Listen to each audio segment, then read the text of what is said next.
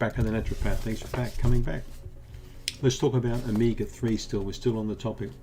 So this video is called the 7 things to look out for when buying fish oil supplements, or omega-3 supplements basically. So this is a little article I put together yesterday. I had to think long and hard about it. Let's have a look. Probably the first point will be to think about sustainability. Where are you getting your fish oil from? Right? Who's making it? What type of fish species are being used? Let me just read something out to you.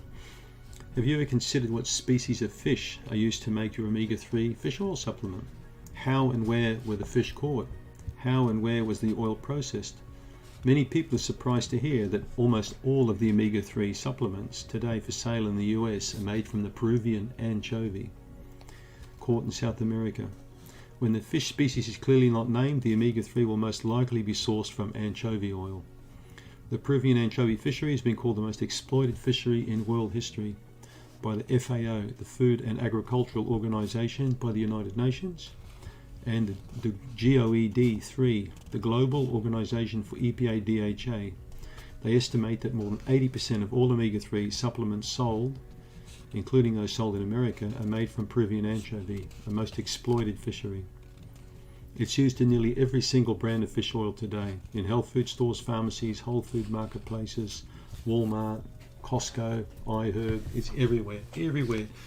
So when I looked at fish oil, I wanted a deep sea cold water fish, and that's why I chose the pollock, the Alaskan pollock, because it's from the least exploited fishery in the world.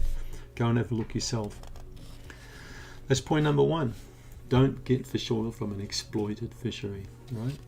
The second one, try and make sure that the fish comes from an area with very low pollution. Preferably deep sea caught fish tend to have a lot lower pollution and cleaner waters than fish like the anchovy, which live in much shallower, more polluted, more tropical kind of waters. So think about that. Less poison and toxin in the water, less crap in the fish that they have to take out before, it's turned into a supplement. That's point 2.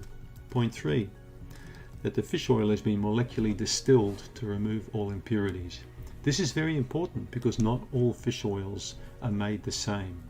Some are made quite sloppily, and some unfortunately contain rancid oils.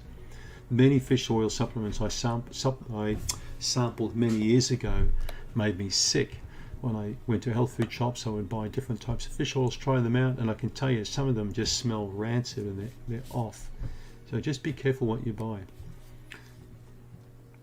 The fourth one of the most important features is that it's delivered in a triglyceride form, molecular form. This is the type of omega-3 that's naturally found in fish, in a triglyceride. If you spend a little time and check the research, you'll find that several important studies indicate that the triglyceride form of omega-3 is better absorbed than the ethyl ester or EE form of omega-3, which is often promoted as the best. And again, I'm pleased that the fish oil that we manufacture is not of the ethyl ester kind, all right? It's of the triglyceride form, so much more easily accepted by the cells of your body. The fifth point, that the fish oil contains some level of antioxidants in there to help prevent rancidity and to extend the shelf life. Whether it contains antioxidants or not can make a big difference. Vitamin D is good to add at this stage into the supplement. And we made sure that we put various antioxidants in our formula to keep it, fresher for longer. Number 6, that your fish oil contains vitamin D3. This is very important. Particularly today, we need vitamin D3 for our beleaguered immune systems. It's especially important for many people living in cooler climates. A study in 2020 revealed that those who were hospitalized with COVID-19 had sufficient levels of vitamin D.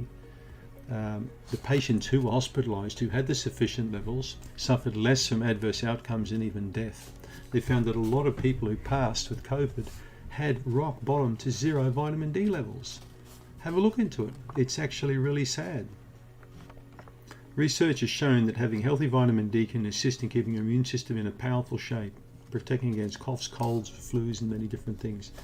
So traditionally, this was the reason why people had cod liver oil, because it was high in vitamin A and D. But D3 now we know to be the king of the oil. You really want that in there. Vitamin A is important, but not as important as the vitamin D3. And 7, the last point, that when you buy an oil, it contains sufficient amounts of EPA and DHA. Many fish oils are just cheap blends of anchovies, mackerels, herring, and sardines. They often call 18-12 oils, 18% EPA and 12% DHA. These are standard blends, and generally they could have oil from 20 different fisheries in them. Not a single species, multiple species caught multiple times, and goodness knows what you're buying. So those are the 7 criteria I've put down for deciding on a good fish oil. Thanks for tuning in.